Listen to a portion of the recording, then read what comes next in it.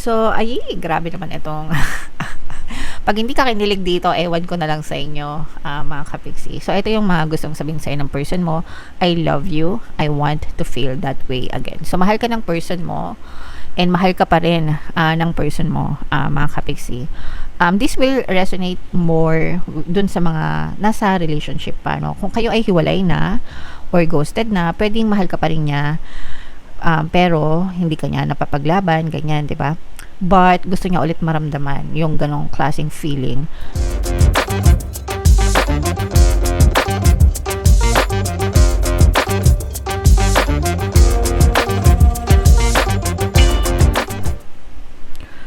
Hello guys, hello air signs, Aquarius, Gemini, Libra. Ang pamagat ng episode natin for tonight is OOTM, Oracle of the Month, para ngayong October mga kapiksi, para sa air signs, Aquarius, Gemini, Libra. Pasensya na kayo guys, medyo elemental signs muna yung reading natin for this week kasi may inaasikaso ko, so medyo kulang yung oras para mag-video.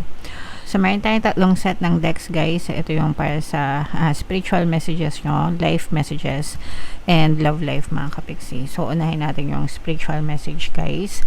Kung ano na lang yung makaresonate sa inyo, take that message kasi hindi lahat ng mensahe ay magre-resonate sa inyo, mga kapiksi.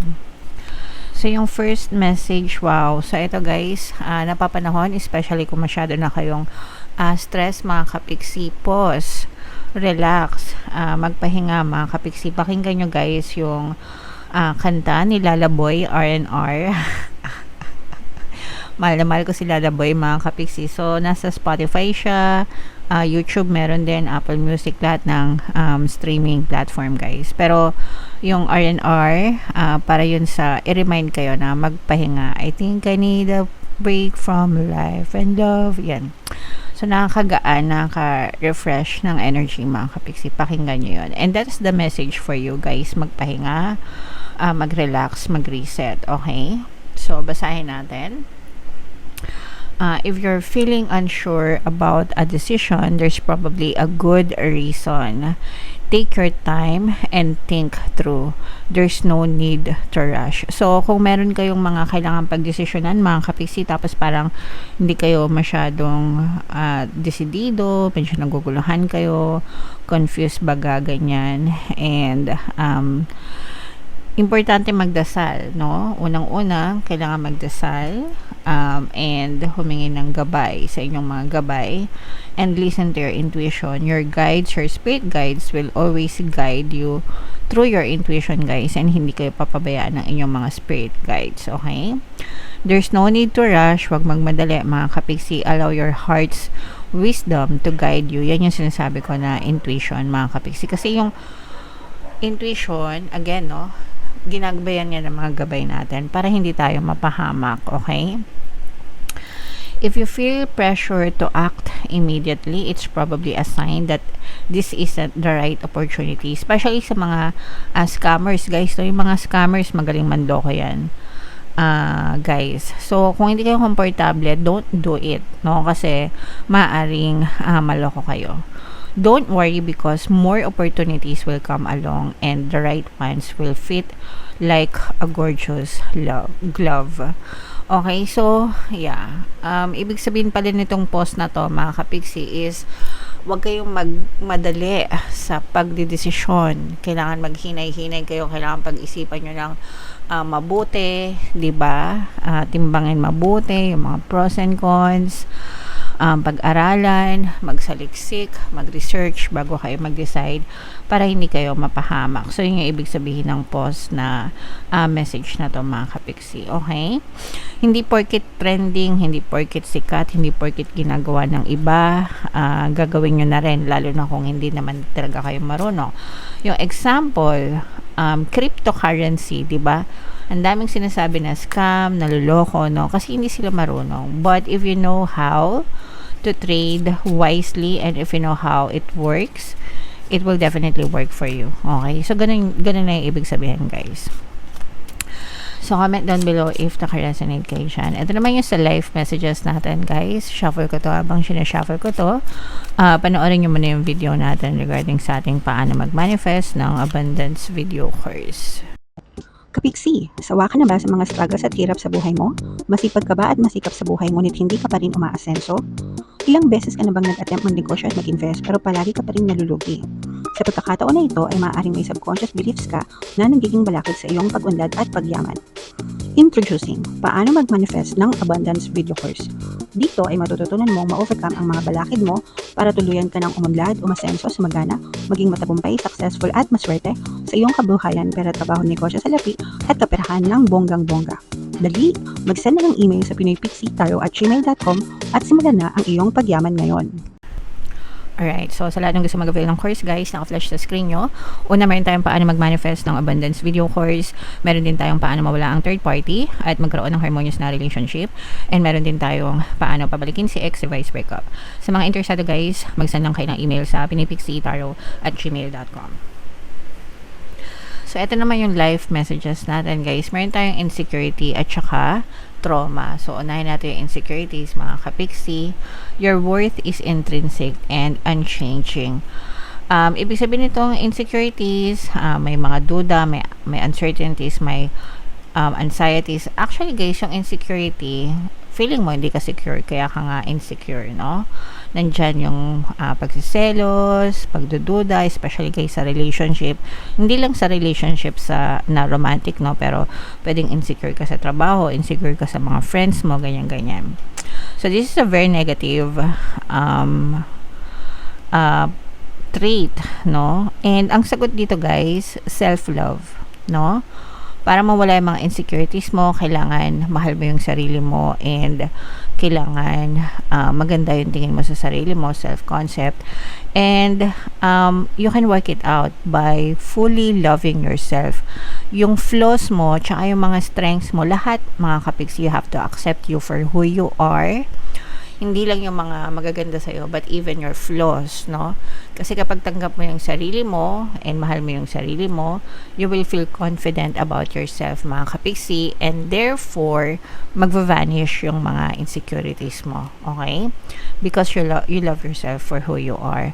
So, yun talaga yung sagot, guys, no? Sa mga insecurities, mga kapiksi. There are some people, no? Ito yung pinakamagandang halimbawa. May mga tao na sobrang ganda, sobrang sexy, 'di ba?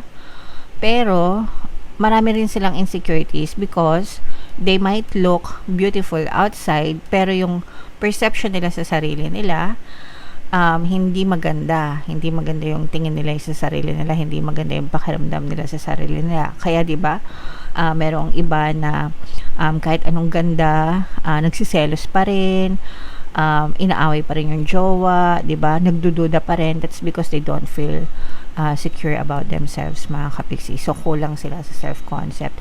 Meron namang iba na sabihin na natin na hindi naman kagandahan, hindi kagwapuhan, pero sila yung palaging hinahabol, 'di ba? Sila yung palaging yung mga ganun, hinahabol, chini-chase, pero sila, wala silang pakialam kahit iwanan sila or ipagpalit sila. They don't stoop down. Why? Because maganda yung perception nila sa sarili na they don't feel insecure at all. So, ganun nakita nyo ba yung difference, mga kapiksi? Kapag maganda yung self-concept mo, guys, no? So, yeah. Meron tayong self-love subliminal dito sa ating channel at saka yung panghalina. Yung panghalina, pambabae lang yon. Pwede yung pakinggan, no? Especially yung self-love, para gumanda yung self-concept nyo, mga kapiksi.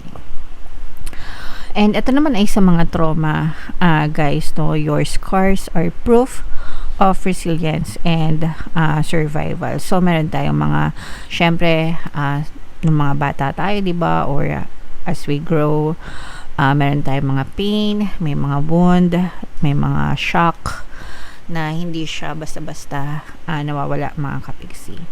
And sometimes kapag na-experience ulit natin siya, parang nare-remember or natitrigger yung mga trauma natin, mga kapiksi.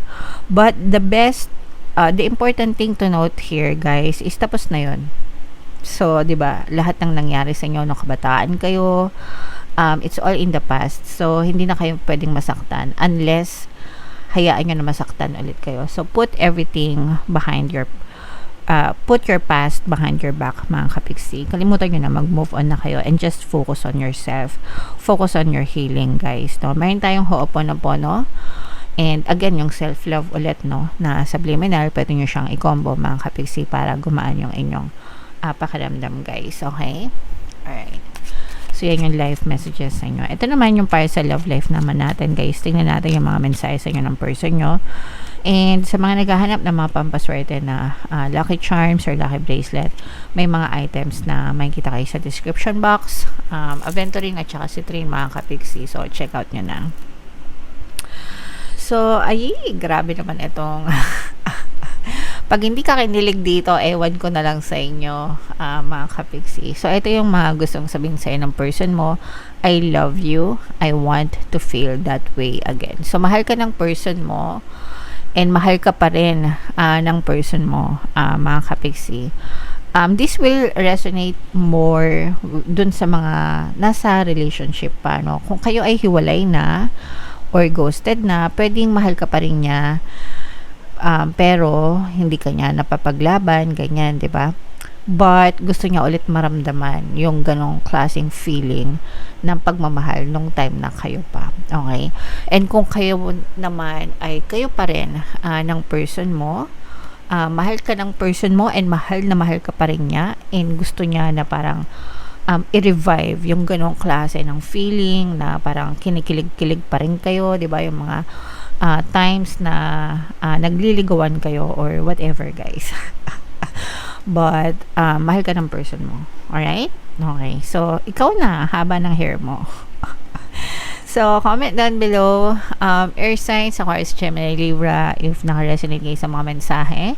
And ito yung ating 2026 kapalaran, guys. Panoorin nyo na. Ito naman yung ating success stories ng paano mag-manifest ng abundance with yung course.